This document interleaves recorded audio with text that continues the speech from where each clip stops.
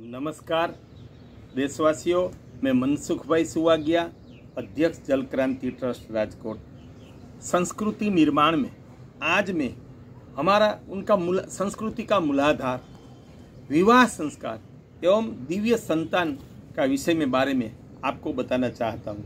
भारतीय संस्कृति में 16 जन्म से मृत्यु तक के 16 संस्कार हैं। उनमें मैं विवाह संस्कार, लग्न संस्कार को सबसे प्रधान संस्कार मानता हूँ। जैसे प्रथम बारिश होती है तो वनस्पतियों का नया जीवन उद्भव होता है, उसी तरह विवाह संस्कार मानव जाति की उद्भव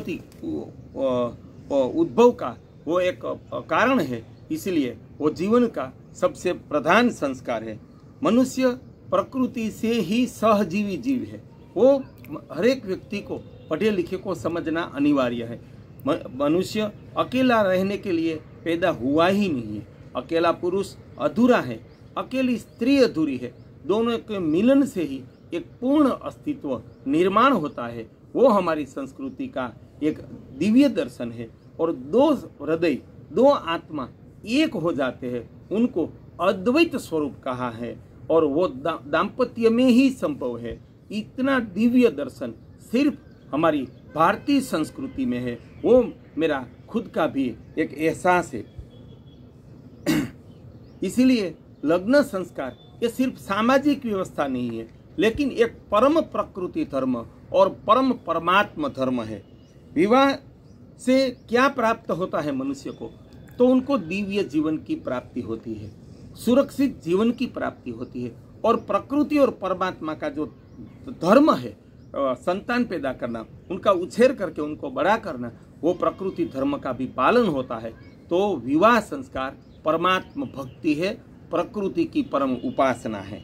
और इसीलिए ये समझकर हमारे ऋषियों ने विवाह को 7 जन्मों का संबंध बताया है। और आज भी शिक्षित लोग से अनपढ़ गांव वाले लोग उनको 7 जन्मों का बंधन मानता है। ये शब्द मैंने हजारों बार सुना है।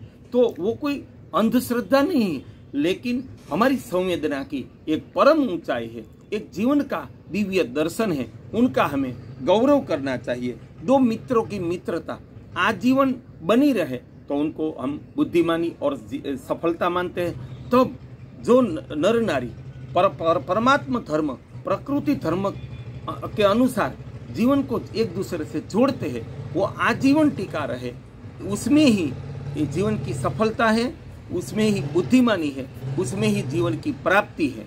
और उसमें आज अहंकार से कि कोई वजह से अलग हो जाते हैं, छोटी छोटी बात में, वो बुद्धिमानी नहीं है, जीवन की प्राप्ति नहीं है, आत्मघात है। तो इस विवाह संस्कार में कब विवाह संस्कार अपनाना चाहिए, जुड़ना चाहिए?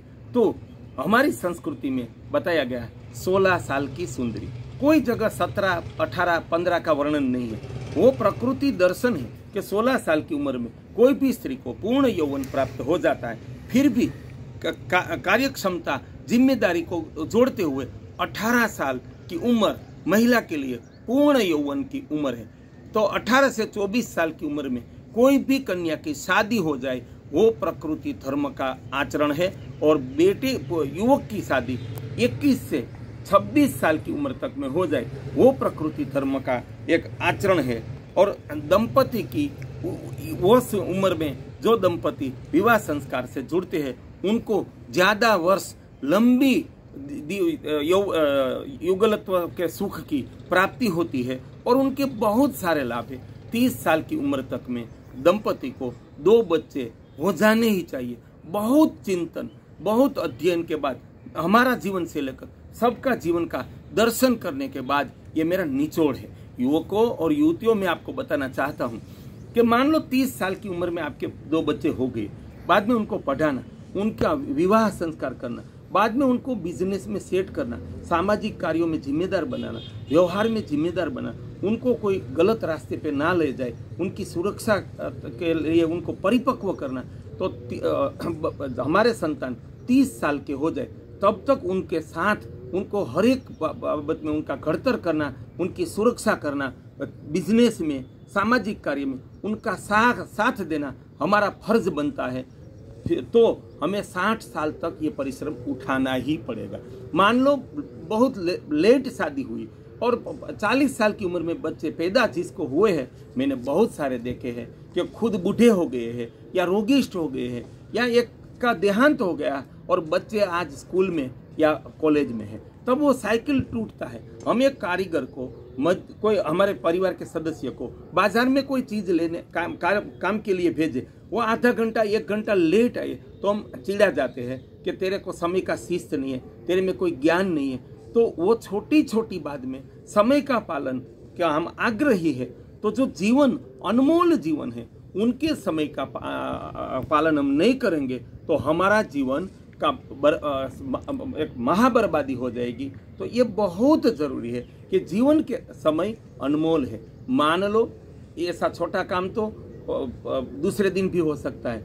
जीवन की एक क्षण जो आज गुजर गई न, वो कभी वापस आने वाली नहीं है। तो अनमोल जीवन है, यौवन अनमोल है।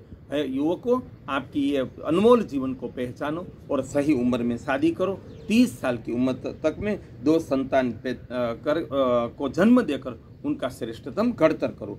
आज एक वायरा चला है भारत में कि एक संतान बहुत है, उसके लिए उनको भारत की जनसंख्या की चिंता नहीं है। मेरे आसपास भी बहुत लोग हैं ऐसे कि उनको ये पहला बेटा हो गया तो दूसरा बच्चा नहीं चाहिए।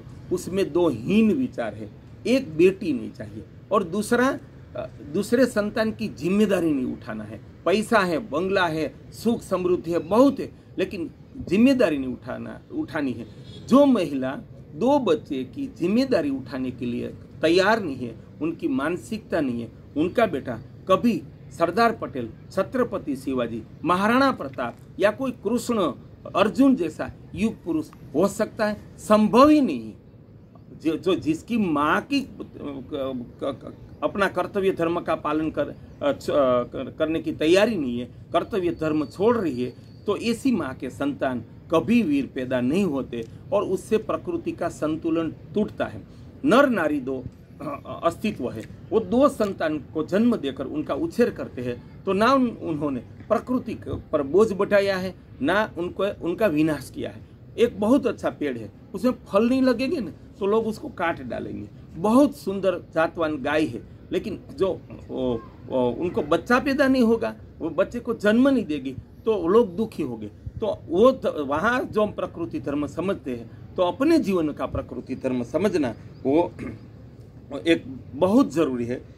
अकेला बच्चा मैंने घर घर में देखा है, वो बहुत अकेलापन महसूस करता है, वो भयभीत रहता है, दुखी रहता है, उसके जीवन का आनंद खो देता है। मैं मेरे बच्चे का उदाहरण दूँ, मेरे को एक बेटा और बेटी है। मेरे बेटे का आज मैं देख रहा हूँ सारे संसार में उनके परम साथीदार मेरी बेटी और मेरे दामाद हैं, और मेरी बेटी के लिए परम साथीदार मेरा बेटा और मेरी बहू है। वो साथ में रहते हैं, खाते पीते हैं, देश विदेश में घूमते हैं, साथ में बिजनेस करते हैं। उनका सहजीवन में मैं सुख देखता हूँ, तब मैं मानता हूँ कि 2 संतान होने चाहिए। एक संतान वो पहले तो बच्चे का लिए दुर्भाग्य है, वो जीवन की घोर खोदने का दुष्कृत्य है और उनके लिए उनका माँ बाप जिम्मेदार है। मैं ऐसे बहुत सारे दंपतियों को पहचानता हूँ कि जिसको उनकी उम्र आज बढ़ गई है, 40 से ऊपर हो गई, उनको एक संतान है। जब मैंने ये प्रकृति धर्म समझाया तो बहुत पछताने लगे, और जिन्होंने 30 साल के बाद शादी की और बाद में मैंने उनको जीवन चक्र समझाया तो उनकी आंखों में आंसू आ गए कि ऐसा तो हमें बताने वाला तब कोई नहीं था। ये आपकी बात तो परम सत्य है, ये तो प्रकृति ज्ञान है। तो जब एक बच्चा हो, वो मैंने ऐसे घर में देखे, एक बड़ा फैक्ट्री का मालिक है, बच्चा हर रोज डिप्रेशन की दवाई खाता है, एक ही संतान है। आज माँ बाप रात दिन रो रहे हैं। बच्चा शरीर से, मन से, बुद्धि से कमजोर हो या स्वभाव से दुष्ट हो और उसकी युवावस्था में जब अकाल मृत्यु हो जाती है उनके विवाह के पहले या बाद में, तब संसार की नाव डूब जाती है। माता पिता को जिंदगी नर्क बन जाती है। वो ऐसे भी मैंने शब्द सुने कि अब मौत चाहिए, अब जिंदा रहना नहीं है, लेकिन भगवान मौत देता नहीं है। तो ऐसी गलती कभी नहीं करनी चाहिए कि जिसको तुम सुधार ना सको। तो ये बहुत निचोड़ के बाद मैंने आपके लिए ये सोच रखी है, बेटी नहीं चाहिए वो परमात्मा का सबसे बड़ा अपराध है। वो परिवार में धर्म नहीं है। ऐसे माँ बाप मंदिर में जाए उसका कोई या कोई भी धार्मिक कार्यक्रम करे उसका कोई मतलब नहीं है, क्योंकि उन्होंने जानबूझकर बेटी का त्याग किया है। और कोई पराक्रमी बुद्धिजीवी पुरुष को 2 से भी ज्यादा संतान हो और तेजस्वी सुंदर स्त्री को 2 से भी ज्यादा संतान हो तो प्रकृति वैभव बढ़ता है। आज पृथ्वी पर बहुत अच्छे वृक्ष देखकर हम राजी हो रहे हैं और बहुत अच्छी गौवंश देखकर, अन्य बहुत अच्छे प्राणी देखकर राजी हो रहे हैं। तो वो हमारा भी दायित्व समझना चाहिए कि इस प्रकृति का वैभव के लिए हमारी भी जिम्मेदारी है और हमें बहुत दिव्य संतान को जन्म देकर उनको दिव्य नागरिक बनाइए। वो परमात्मा का सही धर्म है। 30 साल के बाद विवाह वो एक आत्मघात है और विवाह ना करना वो परमात्मा का सबसे बड़ा अपराध है। मैं ऐसी 30 महिला को जानता हूँ जिन्होंने नौकरी करती है या डॉक्टर है तो जानबूझकर किसी की बात नहीं माननी है, किसी के अंडर में नहीं रहना है, कोई कर्तव्य धर्म नहीं बजाना, इसलिए शादी नहीं की है। मैं मानता हूँ जीवन इससे अनपढ़ जीवन का व्यक्ति का जीवन सही दिशा में है। ऐसे शिक्षित चाहे वो क्लास 1 अधिकारी या IAS IPS क्यों न हो, लेकिन उनका जीवन निश्चित प्रकृति धर्म और परमात्मा धर्म के अनुसार संपूर्ण दिशा विहीन है। ऐसा जीवन अभिशाप है। बाद में 50 साल के बाद ऐसे स्त्री पुरुष का जीवन जिंदा नरक बन जाता है। ऐसा नरक मैंने बहुत देखा है। हम एक नया पौधा देखकर और अविवाहित महिला अविवाहित पुरुष नया पौधा देखकर खुश हो जाते हैं कि कितना अच्छा पौधा है। गाय का सुंदर बछड़ा देखकर खुश हो जाता है। लेकिन मैं या कोई पक्षी की जोड़ी युगल को देखकर खुश हो जाते हैं। उनको मैं बताना चाहता हूं कि अपने जीवन में अंदर देखो कि आपके जीवन में युगलत्व है, आपके जीवन का कोई पौधा है, आपके जीवन का कोई बच्चा है, तो आपने दूसरे का पौधा देखकर दूसरे का युगलत्व देखकर खुश होते हो तो खुद महसूस करो कि आपके आंगन में, आपके परिवार में एक पौधा या बच्चा हो तो वो आपका जीवन की अनुभूति क्या होगी। जो देखकर खुश होते हो तो वो पाकर कितनी खुशी होगी युगलत्व या संतान को।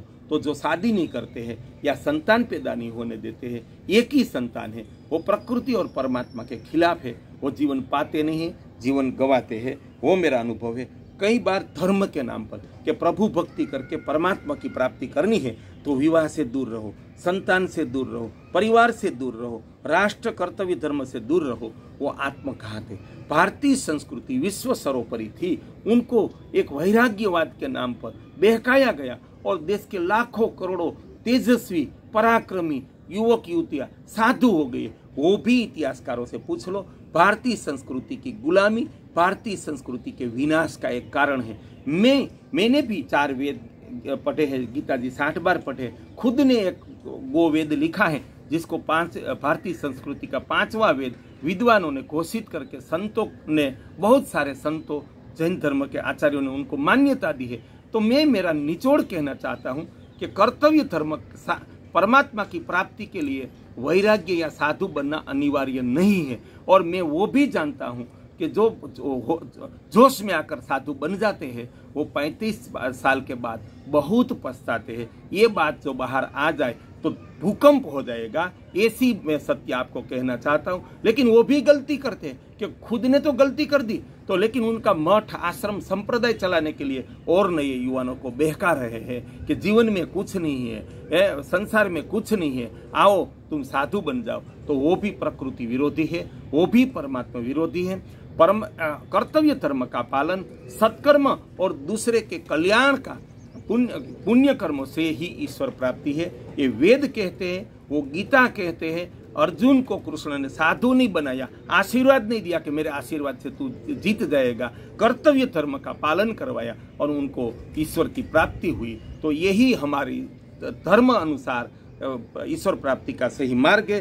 तब मैं नई पीढ़ी को कहना चाहता हूँ कि हे युवकों, आप ऐसी गलती कभी न करो।